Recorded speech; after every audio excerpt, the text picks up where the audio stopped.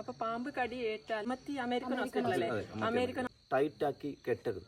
ബ്ലേഡോ കത്തിയോ വെച്ച് കീറരുത്. ക്യാൻസറായി മാറാൻ സാധ്യത കൂടുതലാണ്. അങ്ങനെ 2-3 case. Hey guys, welcome back to Missy വ്ലോഗിലേക്ക് എല്ലാവർക്കും സ്വാഗതം. ഇന്നൊരു സ്പെഷ്യൽ വീഡിയോ ഉണ്ട്. ഞാൻ ഒരാളെ കാണാൻ വേണ്ടി പോവാണ്. അപ്പൊ അതാരാന്നൊക്കെ അവിടെ എത്തിയിട്ട് പറയാം. സർപ്രൈസ് ആണ് കേട്ടോ. അപ്പൊ ഞാന് നമ്മളുടെ സാലിക്കുട്ടന്റെ ഗുജിരി വണ്ടിയിലാണ് പോകുന്നത്. ഇപ്പൊ ലൈറ്റ് ഇപ്പൊ എപ്പോഴാ ഓഫാന്ന് അറിയില്ല. വണ്ടിയിൽ ലൈറ്റ് കാണുന്നുണ്ടാ. സാലിന്റെ അടുത്ത് വലിയൊരു വണ്ടിയാണ് ഉള്ളത്. എന്റെ കൂടെ സിസ്റ്ററും ഉണ്ട്. അവളവിടെ ബാക്കിൽ ഇരുന്നിട്ടുണ്ട്. ഇതാണ് സാലിക്കുട്ടന്. ഉണ്ടാ സാലി എന്റെ കസിൻ ബ്രദറാണ് ഗൈസ്. സാലിന്റെ ഇടയ്ക്കിടയ്ക്ക് ഞങ്ങളുടെ വീഡിയോയിലെ സാലിയെല്ലാം ഉണ്ടായിട്ടുണ്ട്. ഒക്കെ എന്റെ ഫാമിലീസ് തന്നെ ആയിരിക്കും. ഓക്കെ, അപ്പൊ എനിക്ക് അവിടെ 8:30 എത്താൻ പറഞ്ഞിട്ടുള്ളത്. ഇപ്പൊ 8:10 ഡ്യൂട്ടി കഴിഞ്ഞിട്ട് ഞങ്ങൾ വേഗം. അപ്പൊ ബാക്കി എല്ലാ വിശേഷവും അവിടെ എത്തിയിട്ട് പറയാം. സാലിന്റെ തള്ളി കേട്ട് ഞാൻ വിരാജ്പേട്ട എത്തി ഗൈസ്. പൊന്നമ്പേട്ട എത്തി ഗൈസ്. പൊന്നമ്പേട്ടയിൽ ടൗണിലെത്തിയിട്ട് നമ്മ വീഡിയോ എടുക്കാൻ മറന്നുപോയി. നിങ്ങൾക്ക് ബോർഡ് കാണുന്നുണ്ടാവും. അപ്പൊ സോ ഞങ്ങള് ലൊക്കേഷനിലേക്ക് എത്താനായിട്ടുണ്ട്. ഇനി എത്തുള്ള 1 മിനിറ്റേ ഉള്ളൂ. ഇവിടുന്ന് നാഗരഹോളയിലേക്ക് 12 കിലോമീറ്റർ ആണുള്ളത്. നമുക്ക് പോയി നോക്കാം. എന്തായാലും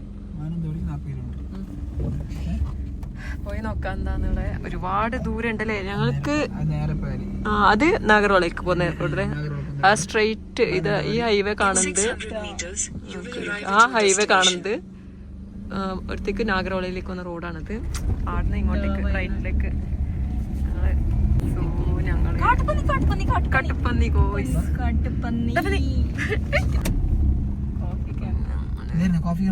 ഇതന്നെ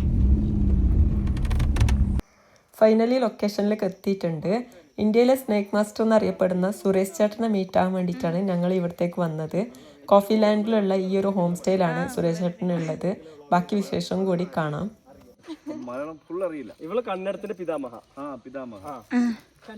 നമ്മൾ വിശ്വാസം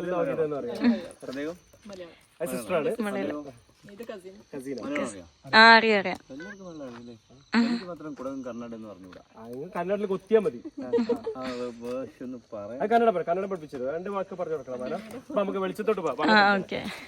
ഇന്ത്യയിലെ സ്നേക്ക് മാസ്റ്റർ ആയ നമ്മളെ വാവാ സുരേഷ് ചേട്ടനെ നമ്മളെ കൂർഗിൽ കാണാൻ പറ്റിയതിൽ വളരെയധികം ಸന്തೋಷമുണ്ട്. ಎಲ್ಲರಿಗೂ ಕೂಡ ಹೊಸದೊಂದು ವಿಡಿಯೋಗೆ ಸ್ವಾಗತ. ಇವತ್ತು ನಮ್ಮ ಜೊತೆ ಒಂದು ಸ್ಪೆಷಲ್ ವ್ಯಕ್ತಿ ಅಂತಲೇ ಹೇಳ್ಬೋದು.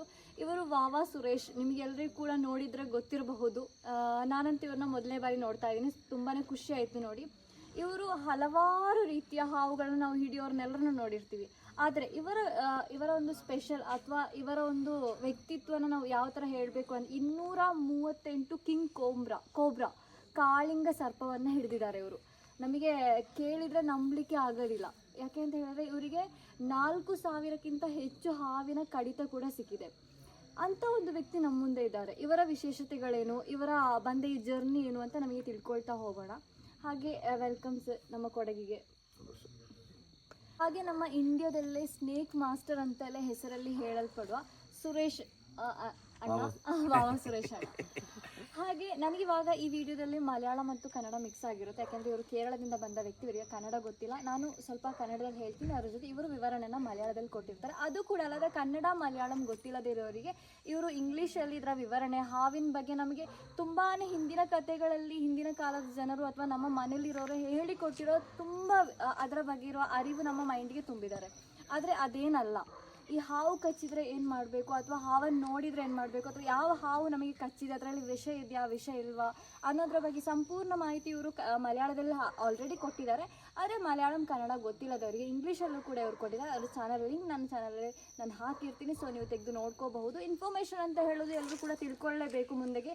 ಇವಾಗ ನಮಗೆ ಯಾವ ಸಿಚುವೇಷನಲ್ಲಿ ಏನು ಆಗುತ್ತೆ ಅಂತ ಹೇಳಲಿಕ್ಕೆ ಆಗಲ್ಲ.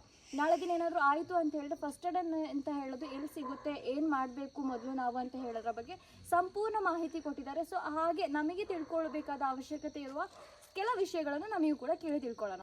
ಹಾಗೆ 238 ಕಾಳಿಂಗ ಸರ್ಪ ಹಾಗೂ ಹಲವಾರು 60,000ಕ್ಕಿಂತಲೂ ಹೆಚ್ಚು ಹಲವಾರು ವಿವಿಧ ರೀತಿಯ ಹಾವುಗಳನ್ನು ಹಿಡಿದು ಅದನ್ನು ಕಾಡಿಗೆ ಬಿಟ್ಟಿರುವ ಒಂದು ದೊಡ್ಡ ಮನುಷ್ಯ ಅಂತಲೇ ಹೇಳ್ಬೋದು ನಮ್ಮ ಜೊತೆ ಇವತ್ತಿರೋದು.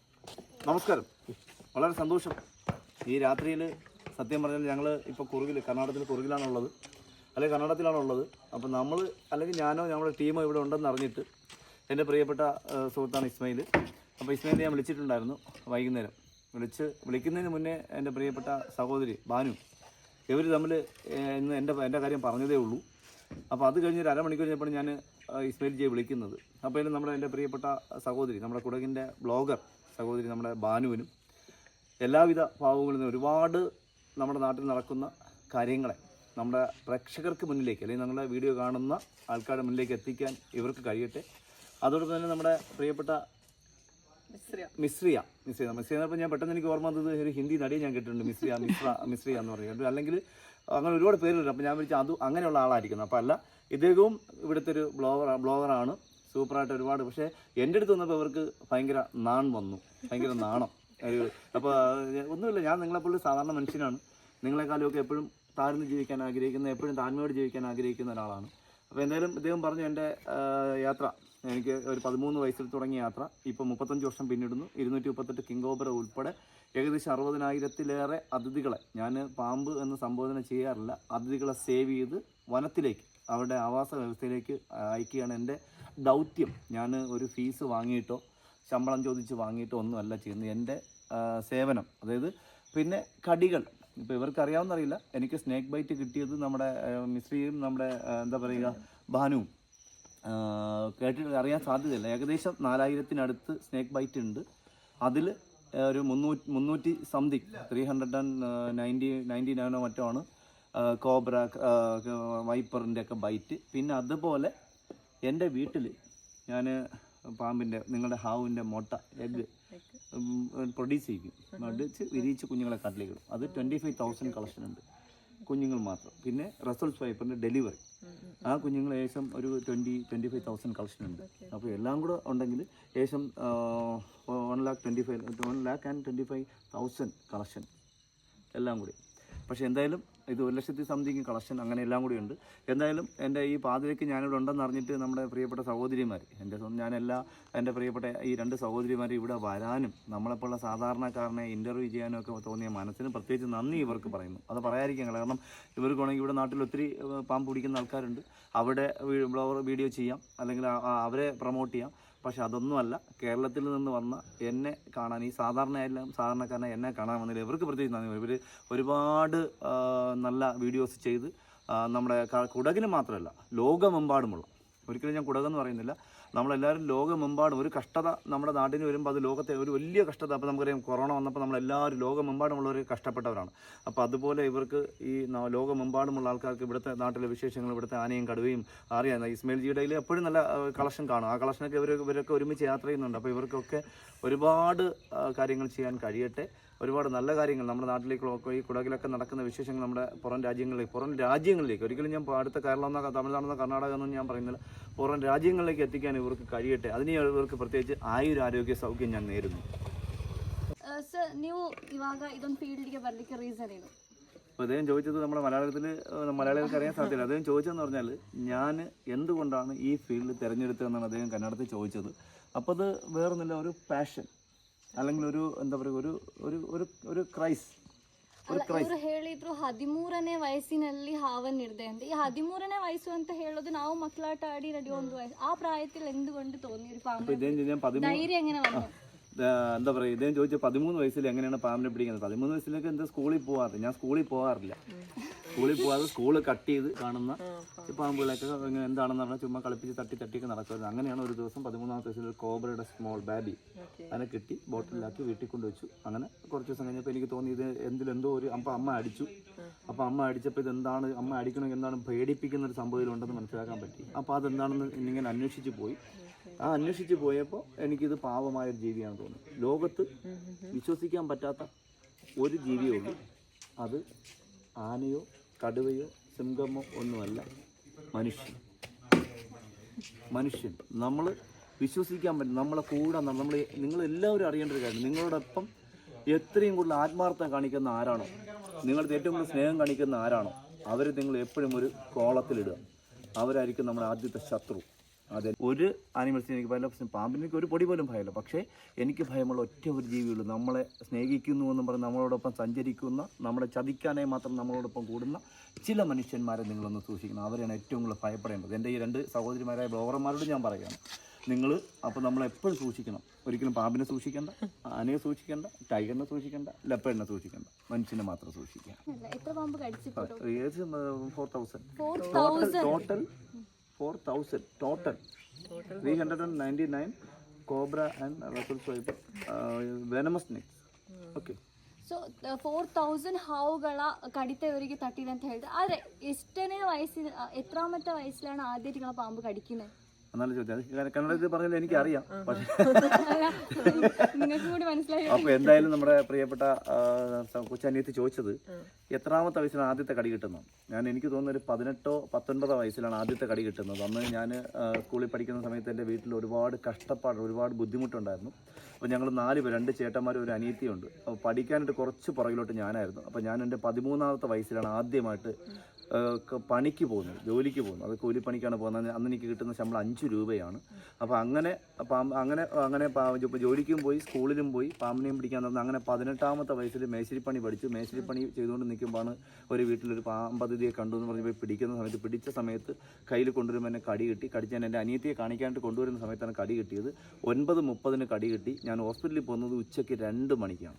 അപ്പോൾ ആ കടി ആണ് എൻ്റെ ഫസ്റ്റ് ടൈം കടി. പിന്നെ അത് കഴിഞ്ഞ് അതിങ്ങനെ ഇരിക്കുന്നു. പിന്നെ ഒന്ന് ആംബ്യൂട്ടി ഉണ്ടെന്ന്, പിന്നെ ഇങ്ങോട്ട് മടങ്ങാൻ പറ്റത്തില്ല. പിന്നെ ചുണ്ടിലുണ്ട്, പിന്നെ മൂക്കിലുണ്ട്, പിന്നെ നെഞ്ചിലുണ്ട്, ഇങ്ങനെ ഒരുപാട്. പിന്നെ കാലിലുണ്ട്, പിന്നെ തുടയിലുണ്ട്. അങ്ങനെ ഒരുപാട് കടികൾ വാങ്ങാൻ പറ്റി. ആ വാങ്ങിയതിൽ ഒരു അവയർനെസ്, ഒരു പാഠം. ഞാനൊരു ഡോക്ടറല്ല, പക്ഷേ ഒരു സ്നേക്ക് ബൈറ്റ് വന്നാൽ ഒരു ഡോക്ടർമാർക്ക് ഉൾപ്പെടെ എനിക്ക് പറഞ്ഞു കൊടുക്കാൻ കഴിയുന്നുണ്ട്. അതിലുപരി ഒരു ബൈറ്റ് മാർക്ക് വന്നാൽ ഏത് പാമ്പിൻ്റെ ബൈറ്റാണ്, ഇപ്പോൾ കോബ്ര ബൈറ്റാണോ, റസൽസ് വൈപ്പർ ബൈറ്റാണോ, അല്ലെങ്കിൽ വൂൾഫിൻ്റെ ബൈറ്റാണോ, അല്ലെങ്കിൽ റാറ്റ് സ്നേക്കിൻ്റെ ബൈറ്റാണോ, അല്ലെങ്കിൽ പൈത്തൻ്റെ ബൈറ്റാണോ, അല്ലെങ്കിൽ വാട്ടർ സ്നേക്കിൻ്റെ ബൈറ്റാണോ എന്നൊക്കെ ആ ബൈറ്റ് മാർക്ക് നോക്കിയിട്ട് എനിക്ക് പറഞ്ഞു കൊടുക്കാൻ പറ്റുന്നത് അത് ഏറ്റവും വലിയൊരു പാഠമാണ്. വലിയൊരു വാർത്ത അറിയപ്പെട്ടിട്ടുണ്ട്. അതായത് ഭാര്യ ഭർത്താവ്, അതായത് ഒരു പാമ്പ് കടത്തുന്ന ഒരു കേസ്, അത് മൊത്തത്തിൽ ഒന്നാകെ ന്യൂസ് ആയിട്ടുണ്ടായിരുന്നു. ആ ന്യൂസിനെ കുറിച്ചിട്ട് എന്താണ് പറയുക? അല്ല, എനിക്ക് എല്ലാം സംശയമാണ്. കാരണം എല്ലാം സംശയദിശയോടുകൂടി കാണുന്ന ഒരാളാണ് ഞാൻ. കാരണം ഒരു പാമ്പ് ഒരാളിനെ കടിച്ചു എന്ന് പറഞ്ഞാൽ ആ പാമ്പ് എങ്ങനെ കടിച്ചു, അത് എങ്ങനെ കടിക്കാൻ സാഹചര്യം, പാമ്പോട് വരാൻ സാധ്യതയുണ്ടോ എന്നൊക്കെ ഞാൻ മനസ്സിലാക്കും. അപ്പോൾ കേരളത്തിൽ എനിക്ക് തോന്നുന്നത് കൊല്ലം ജില്ലയിൽ അഞ്ചൽ എന്ന് പറഞ്ഞ സ്ഥലത്ത്, ഏറം എന്ന് പറഞ്ഞ സ്ഥലത്ത് ഉത്തര എന്ന് പറഞ്ഞ പെൺകുട്ടിയുടെ പേരാണ്. അദ്ദേഹത്തിന്റെ ഭർത്താവിന്റെ പേര് സൂരജ് എന്നാണ്. അപ്പോൾ ഈ പുള്ളിക്കാരന് ഈ ലേഡിക്ക് കുറച്ച് ഒരു മെമ്മറിക്ക് ചെറിയ പ്രശ്നമുണ്ട്. അപ്പോൾ ഒരു ഓട്ടിസം ബാധിച്ച കുട്ടിയെ പോലുള്ള കുട്ടി, പിന്നെ ഒരുപാട് സ്വത്തുണ്ട്. അപ്പോൾ ഇദ്ദേഹം ആദ്യം ഒരു പാമ്പിനെ പിടിക്കുന്ന ആളിൻ്റെ അടുത്ത് പാമ്പിനെ പിടിക്കാൻ വേണ്ടി ട്രെയിനിങ് നേടിയതിന് ശേഷം ആരും അറിയാതെ ആദ്യം ഒരു റസൽസ് വൈപ്പർ എന്ന് പറഞ്ഞ പാമ്പിനെ ആ ബെഡിൽ, ഈ ഉത്തര കിടക്കുന്ന ബെഡിൽ കൊണ്ടുവച്ച് അതിനെ ഇഞ്ചോടാക്കിയിട്ട് ഇവിടെ കടിപ്പിച്ചു. അപ്പോൾ ആ കടിപ്പിക്കുന്ന സമയത്ത് ഈ കുട്ടി എന്താ പറയുക, സെഡേഷനിലായിരുന്നു, ഉറക്കഗുളിക കൊടുത്തിട്ട് സെഡേഷനിലായിരുന്നു. അപ്പോൾ കുട്ടി ഇത് അറിഞ്ഞില്ല. അപ്പോൾ ഇത് നല്ല പെയിൻ ഉണ്ടായിരുന്നു. അപ്പോൾ പിറ്റേന്ന് കുട്ടിക്ക് സീരിയസ് ആയ സമയത്ത് ഇദ്ദേഹം എന്താ പറയുക, ആരോടും പറഞ്ഞപ്പോൾ കുട്ടി എണീറ്റ് വരാൻ താമസിച്ചു. കുട്ടിയുടെ അമ്മ ഒന്ന് നോക്കി. അപ്പോൾ ഞാനിത് വാർത്ത വരുന്നു പത്രത്തിൽ. അപ്പോൾ ഞാൻ ഉടനെ അവർ റിലേറ്റീവ്സിലുള്ള ആൾക്കാരുടെ നമ്പർ എടുത്ത് ഞാൻ വിളിച്ചു. ഇത് സ്വാഭാവികമായിട്ടൊരു കടിയല്ല, ഇതൊരു കൊലപാതക ശ്രമമാണെന്ന് പറഞ്ഞു. പക്ഷെ അന്ന് അത് ആരും പ്രാധാന്യം കൊടുത്തില്ല. അപ്പോൾ അവിടെ ആ പാമ്പ് വരാൻ സാധ്യതയില്ലെന്ന് റസൽസ് വൈപ്പറാണ്. ആ വീട്ടിനകത്ത് കയറിയ നല്ല ഒരു വലിയ വീടാണ്, നല്ല ഹൈജീനിക്കായ വീടാണ്. അപ്പോൾ ആ ലൊക്കേഷനിൽ ഈ റസൽസ് വൈപ്പർ എന്ന് പറഞ്ഞ പാമ്പിനെ കണ്ട ആൾക്കാർ 30 വർഷത്തെ ആൾക്കാരുടെ ഡാറ്റാസ് എടുത്തു. ആരും കണ്ടതായിട്ട് പറഞ്ഞില്ല. അപ്പോൾ ഞാൻ ഉടനെ ഇത് ഒരു അറ്റംപ്റ്റ് ആണെന്ന് പറഞ്ഞു. അത് കഴിഞ്ഞ് 2 മാസം കഴിഞ്ഞപ്പം അദ്ദേഹം വീണ്ടും തന്നെ അദ്ദേഹത്തിന്റെ മേളത്തെ നിലയിൽ കോബ്രയെ കൊണ്ടുവന്ന് കടിപ്പിച്ച് അതിനെ കൊല്ലാൻ ശ്രമിച്ചു. അപ്പോൾ എനിക്കത് വാർത്ത വന്നു. അപ്പോൾ ഞാൻ പറഞ്ഞില്ല, ഇതല്ല, നോർമലി ബൈറ്റ് അല്ല, ഇതൊരു കൊലപാതകമാണ്, ആ വീട്ടിലുള്ള ആരോ ആണെന്ന് പറഞ്ഞു. അങ്ങനെ ഞാൻ പത്രത്തിലൊക്കെ വാർത്ത കൊടുത്തു. അങ്ങനെ പോലീസ് ആദ്യം ആ ഡെത്ത് നോർമലി സ്നേക്ക് ബൈറ്റ് ആണെന്ന് പോലീസ് ക്ലോസ് ചെയ്ത കേസായിരുന്നു. അത് പിന്നെ റീ ഓപ്പൺ ചെയ്ത് ക്രൈംബ്രാഞ്ച് അന്വേഷിച്ചു.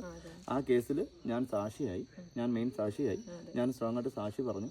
അതിൽ ഡബിൾ ലൈഫ് അദ്ദേഹത്തിന് വാങ്ങിക്കൊടുക്കാൻ പറ്റൂ. അതിലുപരി ഞാൻ ചെയ്യുന്ന പ്രോഗ്രാം, കൗമുദിയിലെ സ്നേക്ക് മാസ്റ്റർ പ്രോഗ്രാമിലെ 5 എപ്പിസോഡ് കോടതി ആവശ്യപ്പെട്ടു. ഞങ്ങളത് കോടതിയിൽ സബ്മിറ്റ് ചെയ്തു. അതിൻ്റെ അടിസ്ഥാനത്തിലാണ് അദ്ദേഹത്തിന് ഡബിൾ ലൈഫ് വെച്ച് ഇപ്പോൾ ജീവപര്യന്തമാണ്. ഇനി അടുത്ത കേസുണ്ട്. ആ പാമ്പിനെ ഒരാളിൽ നിന്ന് വാങ്ങി, കാശിന് വാങ്ങി. ആ കാശിന് വാങ്ങിയ ആളും കൊടുത്ത ആളും ഇയാളും വീണ്ടും ജയിലിലേക്ക് എത്തും. ഇപ്പോൾ ഓൾറെഡി ജയിലിലാണ്. ഇപ്പോൾ നമ്മൾ വേൾഡ് വാർത്തയായ ഒരു സംഭവമായിരുന്നു അത്. അപ്പോൾ അതിലൊരു മെയിൻ സാക്ഷിയാവാൻ പറ്റി, ആ കേസ് തെളിയിക്കാൻ പറ്റി. അതിൻ്റെ ഒരു ചാരിതാർത്ഥ്യം എൻ്റെ മനസ്സിൽ എപ്പോഴും ഉണ്ട്. പിന്നെ ഒരു കാര്യം കൂടി, അതായത് ഞാനൊരു മെഡിക്കൽ ഫീൽഡിൽ തന്നെയാണ് വർക്ക് ചെയ്യുന്നത്. അപ്പോൾ പെട്ടെന്ന് ഞങ്ങളുടെ ഹോസ്പിറ്റലൊക്കെ ആയാലും പെട്ടെന്ന് പാമ്പ് കടിയേറ്റിട്ടൊക്കെ ആൾക്കാർ വരലുണ്ട്. അപ്പൊ നമ്മൾ സൂപ്പർ സ്പെഷ്യാലിസ്റ്റ് ഹോസ്പിറ്റലൊന്നും അല്ല, അപ്പൊ നമുക്ക് അങ്ങനെ ഒരു ട്രീറ്റ്മെന്റ് കൊടുക്കാൻ കഴിയും. അപ്പൊ ഈ പാമ്പ് കടിച്ചിട്ടാകുമ്പോൾ അവരിങ്ങനെ ജസ്റ്റ് ഫോട്ടോ എടുത്തിട്ടൊക്കെ വരലുണ്ട്. അപ്പൊ ഈ പാമ്പ് കടിച്ചാല് ഇത്ര മണിക്കൂർ കൊണ്ട് മരിക്കും അങ്ങനെ എന്തെങ്കിലും ഉണ്ടോ? അതിന് യഥാർത്ഥത്തിൽ നമ്മളൊരു ലോങ് ടൈം ഡ്രൈവിംഗ് അപകടം ഡേഞ്ചറാണ്. അതുപോലെ കടി കിട്ടുന്ന മാർക്കുകൾ ഇപ്പൊ നോർമലി ഇപ്പൊ ഇവിടെയൊക്കെ കടി കിട്ടി, പ്രത്യേകിച്ച് അപകടം ഉണ്ടാകും. പക്ഷെ അതേസമയം ഈ വെയിനുകൾ, മെയിനായിട്ടുള്ള വെയിനുകൾ കടി കിട്ടിക്കഴിഞ്ഞാൽ ഡെത്തിന് സാധ്യത കൂടുതലാണ്. പിന്നെ അതിപ്പോൾ നിങ്ങൾ പോകുമ്പോൾ നിങ്ങൾ അങ്ങനെ ഹോസ്പിറ്റലാണ് വർക്ക് ചെയ്യുന്നുണ്ടെങ്കിൽ നിങ്ങൾക്ക് ഞാൻ പോകുമ്പോൾ എൻ്റെ വാട്സാപ്പ് നമ്പർ തരാം. നിങ്ങൾ ആ വരുന്ന ബൈറ്റ് മാർക്ക്, ഇപ്പോൾ കേരളത്തിൽ ഒരുമാതിരിപ്പെട്ട എല്ലാ ഹോസ്പിറ്റലിലും എൻ്റെ നമ്പർ ഉണ്ട്. അപ്പോൾ ഒരു ബൈറ്റ് മാർക്ക് എനിക്ക് അയക്കും. അപ്പോൾ ഞാൻ ആ ബൈറ്റ് മാർക്ക് നോക്കിയിട്ട് ഇന്നതാണ് ബൈറ്റ്, ഇത് നോൺ വെനമസ് ആണ്, ഇത് വെനമസ് അല്ല, പേടിക്കേണ്ടതില്ല എന്ന് ഞാൻ പറയാറുണ്ട്. ഇപ്പൊ നിങ്ങൾ അടുത്ത് റീസെന്റ് നിങ്ങളെ കുടകിൽ കടി കിട്ടിയിട്ടുണ്ട്. മലബാർ പിറ്റ്, ഹംബിനോസർ പിറ്റ് എന്നറിയപ്പെടുന്ന പാമ്പിന്റെ കടി കിട്ടിയിട്ട് കുടകിൽ നിന്ന് എനിക്ക് ഫോട്ടോ അയച്ചിട്ടുണ്ടായിരുന്നു. അത് ഇവിടെ ഏതോ ഒരു മൈസൂർ ഹോസ്പിറ്റലാണെന്നും ട്രീറ്റ്മെന്റിലാണ്. അപ്പോൾ ഞാൻ പറയുന്നത് ഹംബിനോസർ പിറ്റ് ആയിട്ടാണ്, പേടിക്കേണ്ടതില്ല, വെനമസാണ്, ഡെത്ത് സംഭവിക്കത്തില്ല എന്ന് അവർക്ക് ഡീറ്റെയിൽസ് കൊടുക്കാൻ പറ്റിയിട്ടുണ്ട്. അങ്ങനെ ഇപ്പോൾ കേരള മാത്രമല്ല, ഞാൻ എല്ലാവർക്കും ഒരു കാരണവശാലും നിങ്ങൾ വൈദ്യന്മാരുടെ അടുത്ത് പോകരുത്. എത്രയും പെട്ടെന്ന് modern medicine hospital, modern medicine fast ആയിട്ട് ചെയ്യാൻ പറ്റുന്ന ഒരു സാധനം അതാണ്. അപ്പോൾ നമ്മൾ പണ്ടത്തെ നമ്മുടെ ഭക്ഷണ രീതിയല്ല, ഇന്ന് നമ്മളെല്ലാം ഫാസ്റ്റ് ലൈഫാണ്, ഫാസ്റ്റ് ഫുഡാണ്. ഈ ഫാസ്റ്റ് ഫുഡ് കഴിക്കുന്നതുകൊണ്ടും സ്നേക്ക് ബൈറ്റിൽ ഡെത്ത് കൂടുതലാണ്. അത് മാത്രമല്ല നിങ്ങളുടെ നാട്ടിലേക്കാളും ഡെത്ത് ഞങ്ങളുടെ നാട്ടിൽ കൂടുതലുണ്ട്. ഞങ്ങളുടെ നാട്ടിൽ കൂടുതൽ ബൈറ്റുകളുണ്ട്. അപ്പോൾ ഈ ബൈറ്റ് മാർക്കിൻ്റെ ഒക്കെ ഡീറ്റെയിൽസ് ഡാറ്റാസ് ഞാൻ കളക്ട് ചെയ്യുന്നുണ്ട്. ബൈറ്റിൻ്റെ ഡാറ്റാസ്, ഡെത്തിൻ്റെ ഡാറ്റാസ് ഒക്കെ ഞാൻ കളക്ട് ചെയ്യുന്നുണ്ട്. അപ്പൊ പാമ്പ് കടി ഏറ്റാല് നിങ്ങളെല്ലാവരും ചെറിയ ചെറിയ ഹോസ്പിറ്റലോ ക്ലിനിക്കോ എന്തെങ്കിലും ഉണ്ടെങ്കിൽ അങ്ങോട്ടേക്ക് എടുത്തിട്ട് വരലുണ്ട്. ഇപ്പൊ ഞാൻ തന്നെ ഒരു ഹോസ്പിറ്റലാണ് വർക്ക് ചെയ്യുന്നത്. അപ്പൊ അടുത്തേക്കെല്ലാം എടുത്ത് വരല, ഞങ്ങൾക്ക് ഒന്നും ചെയ്യാൻ പറ്റൂല പാമ്പ് കടി ഏറ്റിട്ടുണ്ടെങ്കിൽ. അപ്പൊ ഞങ്ങൾ അടുത്തുള്ള വലിയ ഹോസ്പിറ്റലിലാണ് ഞങ്ങൾ റെഫർ ചെയ്യാറ്. അപ്പൊ നിങ്ങൾ ചെയ്യേണ്ടത്, അതായത് കൊടകിൽ, വിരാജ്പേട്ട, ഈ ഒരു ചുറ്റുഭാഗത്തുള്ള ആൾക്കാർ, അതായത് വിരാജ്പേട്ടയിൽ അമേരിക്കൻ ഹോസ്പിറ്റലല്ലേ, അമേരിക്കൻ ഹോസ്പിറ്റലിൽ ഈ പാമ്പ് കടിയേറ്റാലുള്ള ട്രീറ്റ്മെന്റ് ഉണ്ട്. അപ്പൊ നിങ്ങൾ ടൈം എത്രയും പെട്ടെന്ന് അങ്ങോട്ടേക്കാണ് പോകേണ്ടത്. എവിടെയാണ് ഇത്, നമ്മളിപ്പോൾ ആ ഒരു ട്രാവൽ ചെയ്യുന്ന സമയം കൊണ്ട് തന്നെ നമുക്ക് പെട്ടെന്ന് അതിനുള്ള ട്രീറ്റ്മെന്റ് എവിടെ കിട്ടും എന്നുള്ളത് അറിഞ്ഞിട്ട് ഈ അമേരിക്കൻ ഹോസ്പിറ്റലിൽ ഫസ്റ്റ് എയ്ഡ് ഉള്ളത് അവിടെയാണ്. അപ്പൊ അങ്ങോട്ടേക്ക് പോവാം. അത് കൂടാണ്ട് ഫസ്റ്റ് എയ്ഡ്, എനിക്ക് എൻ്റെ പ്രിയപ്പെട്ട പ്രേക്ഷകർക്ക് കാര്യം പറയാനുള്ളത്, പാമ്പ് കടി ഏറ്റാൽ നമ്മൾ ഏറ്റവും പ്രാധാന്യം കൊടുക്കേണ്ടത് ഒരു ഹോസ്പിറ്റലിൽ എത്തുക എന്നുള്ളതല്ല, അതിനേക്കാളും മുന്നേ ചെയ്യേണ്ടത് കടി കിട്ടി നിങ്ങൾ 2-3 പേർ സഞ്ചരിക്കുമ്പോൾ കടി കിട്ടിയാൽ, എവിടെയാണ് കടി കിട്ടിയാലും നിങ്ങൾക്ക് പ്രശ്നം ഉണ്ടാവുന്നില്ല. പക്ഷേ നിങ്ങൾ ചെയ്യേണ്ട, കടി കിട്ടിയ ആളിനെ ഒരിടത്ത് വെയിറ്റ് ചെയ്യുക, ഇരുത്തുക. ഒരു കാരണവശാലും ടെൻഷൻ കൊടുക്കരുത്, ടെൻഷൻ ഫ്രീ ആക്കുക. മെഡിസിനൊക്കെ പിന്നെ 5-ാമത് 6-ാമതേ സ്ഥാനമുള്ളൂ. ഫസ്റ്റ് പേടിപ്പിക്കാതിരിക്കുക, ടെൻഷൻ ഫ്രീ ആക്കുക, പിടിച്ചിരുത്തുക. ഒരു കാരണവശാലും ടൈറ്റാക്കി കെട്ടരുത്, റോപ്പ് ഉപയോഗിച്ച് കെട്ടരുത്. നമ്മളൊക്കെ ധരിക്കുന്ന വസ്ത്രം ഏതാണോ അതിങ്ങനെ കഫിൻ്റെ വീതിക്ക്, ഈ കഫിൻ്റെ വീതിക്ക് കയറിയെടുക്കുക. എവിടെയാണോ കടി കിട്ടിയത്, ഇതാണ് ബൈറ്റ് മാർക്ക്, ഇങ്ങനെ അകലം എടുക്കുക. ഈ അകലത്തിന് മേലേക്ക് ഈ വീതിക്ക് തുണി വെച്ച് കെട്ടുക. വീണ്ടും ഒരു കഷ്ണം തുണിയുടെ കട്ട് ചെയ്തതിനു ശേഷം ആ കെട്ടിൻ്റെ കുറച്ച് മേളിലോട്ട് ഇടുക. കയ്യിലാണ് കടിയേറ്റാൽ ഉയർത്തി വെക്കരുത്, നീര് വെക്കാൻ സാധ്യത കൂടുതലാണ്. താഴേക്ക് വെക്കരുത്, നീര് വെക്കാൻ സാധ്യത കൂടുതൽ. മേലോട്ട് വെച്ചാൽ സർക്കുലേഷൻ കൂടും, അത് ഹാർട്ടിലേക്ക് ബാധിക്കാം, തലച്ചോറിലേക്ക് പോകാം, പെട്ടെന്ന് ഡെത്തിലേക്ക് പോകാൻ സാധ്യതയുള്ളൂ. അപ്പോൾ നമ്മൾ അങ്ങനെ വെച്ച് കെട്ടിയിട്ട് ഇവിടെ എങ്ങനെ വെക്കുക, അതിനെ എടുത്ത് ഹോസ്പിറ്റലിൽ എത്തിക്കുക. കാലിലാണ് കടി കിട്ടിയാൽ കെട്ടിയതിന് ശേഷം കാല് നിവർത്തി വെക്കുക, ഇരുത്തി ഹോസ്പിറ്റലിൽ എത്തിക്കുക. അഥവാ ഈ പേഷ്യൻ്റ് വൊമിറ്റിംഗ് ടെൻഡൻസി കാണിക്കുന്നുണ്ടെങ്കിൽ ഒരിക്കലും കമിഴ്ന്നോ മലർന്നോ കിടക്കരുത്. ചരിഞ്ഞ് ഇങ്ങനെ ചരിഞ്ഞ് കിടത്തി ഹോസ്പിറ്റലിൽ കൊണ്ടുപോകാം. അതിന് ഒരു അപകടം ഉണ്ടാവാൻ പോകുന്നത്. ഒരു കാരണവശാലും ബ്ലേഡോ കത്തിയോ വെച്ച് കീറരുത്, അത് അപകടമാണ്. ഇപ്പോൾ എനിക്ക് കടി കിട്ടിയാൽ ഇദ്ദേഹമോ ഇവരുടെ മൗത്ത് കൊണ്ട് അല്ലെങ്കിൽ വായ് കൊണ്ട് അത് കടിച്ച് സ്ട്രക്ക് ചെയ്യരുത്, അത് അപകടമാണ്. കാരണം ഇവരൊക്കെ ബ്രഷ് ഉപയോഗിച്ച് പല്ല് തേക്കുന്നവരാണ്. അപ്പോൾ നിങ്ങളുടെ ഇവിടെയൊക്കെ മുറിവുണ്ടാവും. അപ്പോൾ നിങ്ങൾ അങ്ങനെ ചെയ്യുമ്പോൾ ഈ ബ്ലഡിൽ കൂടി വരുന്ന വെനം നിങ്ങളുടെ പല്ലിൻ്റെയും മുറിവിലേക്ക് വരാം. പിന്നീട് 5-6 വർഷം കഴിയുമ്പോൾ അത് RCC ആയി ക്യാൻസറായി മാറാൻ സാധ്യത കൂടുതലാണ്. അങ്ങനെ 2-3 കേസുകൾ ഇപ്പോൾ കേരളത്തിൽ നമ്മുടെ എരുമേലിക്കടുത്ത് റിപ്പോർട്ട് ചെയ്തിട്ടുണ്ടായിരുന്നു. ഞാനാണ് കൂടെ ഹോസ്പിറ്റലിൽ പോയിട്ട്, അത് 10 വർഷങ്ങൾക്ക് മുന്നേ സ്നേക്ക് ബൈറ്റ് ആയിരുന്നു, അത് സ്കിൻ ക്യാൻസറായി മാറി എന്ന് എനിക്ക് റെഫർ ചെയ്യാൻ പറ്റി എന്നുള്ളതാണ്. അപ്പോൾ അത് സൂക്ഷിക്കണമെന്നാണ് എനിക്ക് നിങ്ങൾ പറയുന്നത്. ഇപ്പോൾ മെഡിസിനേക്കാളും പ്രാധാന്യം കൊടുക്കേണ്ടത് ഫസ്റ്റ് എയ്ഡ്. ടെൻഷൻ കൊടുക്കുക, ടെൻഷൻ ഫ്രീ ആക്കുക, കെട്ടുക, നടക്കാനോ കിടക്കാനോ സമ്മതിക്കുക, ലിഫ്റ്റ് ചെയ്ത് വാഹനത്തിൽ ഹോസ്പിറ്റലിൽ എത്തിക്കുക എന്നുള്ളതാണ്. ഒരുപാട് കാര്യങ്ങൾ അറിയാൻ സാധിച്ചു, ഒരുപാട് പുതിയ അറിവുകൾ ഒരുപാട് കിട്ടി. അപ്പം വളരെ ಸಂತೋಷ. ಸೊ ಹಾಗೆ ನಮಗೆ ತಿಳ್ಕೋಬೇಕಾದ್ರೆ ಸ್ವಲ್ಪ ಮಾಹಿತಿ ಇವ್ರ ಕೈಯಿಂದ ತಿಳ್ಕೊಂಡಿದ್ದೀವಿ. ಇನ್ನು ಸುಮಾರು ವಿಷಯಕ್ಕೆ ಹೇಳಲಿಕ್ಕಿದೆ, ಆದರೆ ಸಮಯದ ಮಿತಿ ಇರೋದ್ರಿಂದ ಇಷ್ಟೊತ್ತಿ ಇವ್ರನ್ನ ಸಿಕ್ಕಿದ್ರಲ್ಲಿ ಬಹಳ ಖುಷಿ ಆಯಿತು, ಬಹಳ ಸಂತೋಷ ಆಯಿತು. ನಮಗೆ ಇಷ್ಟು ದೂರ ನಿಮ್ಮನ್ನು ಬಂದು ಮೀಟ್ ಆಗಲಿಕ್ಕೆ ಆಗಿರೋದ್ರಲ್ಲಿ ತುಂಬಾ ಸಂತೋಷ ಆಯಿತು. Thank you so much. ಇನ್ನೊಂದ್ಸಲಿ ಭೇಟಿ ಆಗೋಣ ಅಂತ ಹೇಳ್ತಾ ಇವತ್ತಿನ ವಿಡಿಯೋ ಇಲ್ಲಿಗೆ ಮುಕ್ತಾಯವಾಗಲಿದೆ.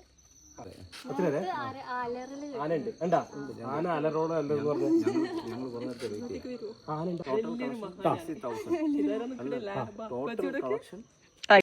അതേപോലെ തന്നെ നമുക്ക് ബാബുച്ചേട്ടൻ ഒരു പാമ്പിനെ കാണിച്ചതാന്ന് പറഞ്ഞിട്ടുണ്ട്. അപ്പൊ ആ പാമ്പിനെയും കൂടി നമുക്ക് പോയി കാണാം.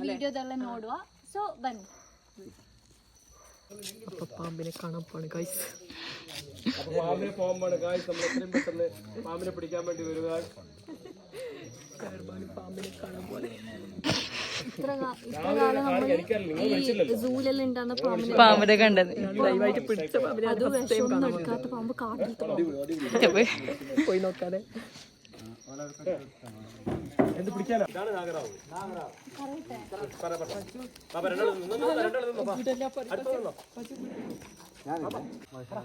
ನಾಗರ ಹಾವನ್ನ ನಾವು ನೋಡಿರ್ತೀವಿ, ಫೋಟೋ ನೋಡಿರ್ತೀವಿ, ವಿಡಿಯೋಸ್ ನೋಡಿರ್ತೀವಿ. ಆದ್ರೆ ಇದು ನನ್ನ ಕಣ್ಮುಂದೆ ಇದೆ. ನನ್ನ ಇದು ಮೊದಲನೇ ಎಕ್ಸ್ಪೀರಿಯನ್ಸ್ ಅಂತ ಹೇಳ್ಬೋದು. ಮನಸ್ಸಿನಲ್ಲಿ ತುಂಬಾ ಭಯ ಇದೆ, ಆದ್ರೂ ನಾವು ನೋಡ್ತಾ ಇದ್ದೀವಿ. ನೋಡಿ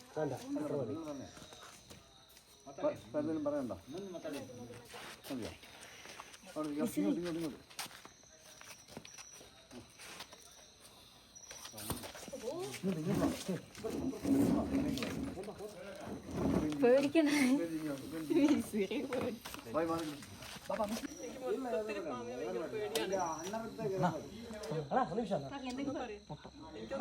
എനിക്ക് ഭയങ്കര പേടിയാവുന്നുണ്ട്. എന്തായാലും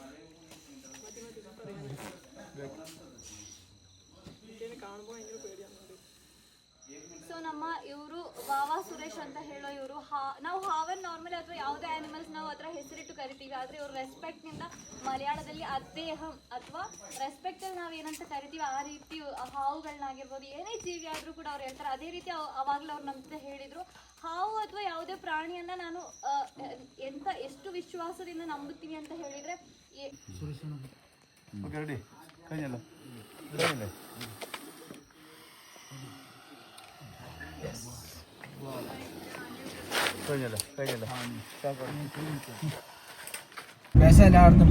നൈറ്റ് വൈബ് ഗായ്സ്. അങ്ങനെ ഞങ്ങളിതാ ഷൂട്ടിംഗ് ഒക്കെ കഴിഞ്ഞു. അപ്പൊ ഗായ്സ് ഇതാണ് പൊന്നംപേട്ടെ ടൗണ്. പൊന്നംപേട്ടെ ഈ ഒരു സ്ഥലം ഞാൻ വീഡിയോയിലൊന്നും ചെയ്യാത്തൊരു സ്ഥലമാണ്. കൊടകിലുള്ള പൊന്നംപേട്ടെ. ഒരു പെട്രോൾ എന്തെന്നില്ല നീ പെട്രോൾ കുടിക്കുന്നതാ. ഇവന് ഭയങ്കര ചീറ്റിംഗ് ആണ് ഗൈസ്. ഇവൻ എന്നെ കൊണ്ട് 800 രൂപയുടെ പെട്രോൾ മതി എന്ന് പറഞ്ഞ് ഞാനൊരു 10 കിലോമീറ്റർ അധികം കൂട്ടിയിട്ട് പോയി. പിന്നെയും പെട്രോൾ പമ്പിലേക്ക് കൂട്ടിയിട്ട് ഈ കസിൻസോളെ കൂട്ടിയിട്ട് എടുക്കും പോവാൻ പാടില്ല കേട്ടോ. ഒരു നമ്മളെ പെട്രോൾ ഒഴിപ്പിച്ച് നമ്മളെ കൊല്ലൂറ്. വള്ളത്തിൽ വണ്ടി വിടുവോ? 100 രൂപ പെട്രോൾ കൂട്ടത്തേക്ക് ഓനിക്ക് ഞാൻ 800 റുപ്പീസിന്റെ പെട്രോൾ ഒഴിച്ചു കൊടുത്തു. ഇതിന്റെ ലൈറ്റ് ഇട്ട് എന്നെ കത്തിച്ച് കന്ന്. അപ്പൊ 800 റുപ്പീസിന്റെ പെട്രോൾ ഒഴിച്ച്. പക്ഷെ പറഞ്ഞ ഞാൻ കൂട്ടിയിട്ട് പോയ ലൊക്കേഷൻ ഒരു 200 കിലോ അല്ല ഒരു 19 കിലോമീറ്റേഴ്സ് കൂടെ അധികം അതിന് പിന്നെയും 200 കിലോമീറ്റേഴ്സ് സൈക്കിളിൽ പോന്നിയാ. അപ്പൊ അതിനെ കൊണ്ട് എന്നെ കൊണ്ട് പിന്നെയും പെട്രോൾ അടിപ്പിച്ചു ഗൈസ്. ആന മിസ്കീനാന്ന് പറഞ്ഞിട്ട് എനിക്ക് എനിക്ക് ഫുഡ് ആയിരുന്നു കിട്ടും. അവിടെ പോയിക്കോ 11 മണിയായിട്ടുണ്ട്. അതുകൊണ്ട് എനിക്ക് ഫുഡ് കിട്ടാണോ എന്ന് ഇപ്പൊ ഉറക്കൂല. വിട്ടോ ഫുഡ് ആയിരുന്നു കിട്ടണി. നേരെ കേരളം പോവാം. പോ.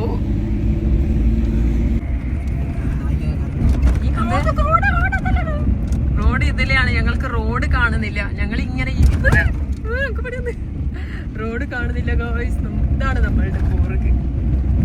ഫൈനലി ഞങ്ങൾ വിരാജ്പേട്ടയിലേക്ക് എത്തിയിട്ടുണ്ട് ഗൈസ്. കസിൻ ബ്രദറെ ലൈറ്റ് ഇടുവോ? അപ്പൊ ഗൈസ് ഇന്നത്തെ വീഡിയോ ഇവിടെ വൈൻഡപ്പ് ചെയ്യാൻ പോവുകയാണ്. ഞാനിപ്പോൾ ഉള്ളത് വിരാജ്പേട്ട ടൗണിലാണ്. നിങ്ങൾ കാണുന്നുണ്ടാവും ഒരു മനുഷ്യനില്ല വിരാജ്പേട്ട ടൗണില്. ഇപ്പൊ ടൈം കറക്റ്റ് എത്ര മണി സാലി? 12:30 മണിയായിട്ടുണ്ട്. നിങ്ങൾക്ക് കാണാം വിരാജ്പേട്ടയില് റോഡില് ഒന്നും. ഇന്നത്തെ വീഡിയോ ഇവിടെ വൈൻഡപ്പ് ചെയ്യാൻ പോവുകയാണ്. അപ്പോൾ നമ്മൾ ആ ഒരു സുരേഷേട്ടനെ കാണാൻ വേണ്ടിയിട്ടായിരുന്നു ഞങ്ങൾ പോയിട്ടുണ്ടായിരുന്നത്. എന്തായാലും ഒരുപാട് നല്ല വിശേഷമായി അടുത്ത വീഡിയോയിൽ കാണാം. അതുവരേക്കും ഗൈസ്, അതുവരേക്കും take care and bye bye. Good night. Until then, take care and bye bye. गिराते मौसम नदी का किनारा ये चंचल हवा, ये क्या बात है आज की चांदनी में कि हम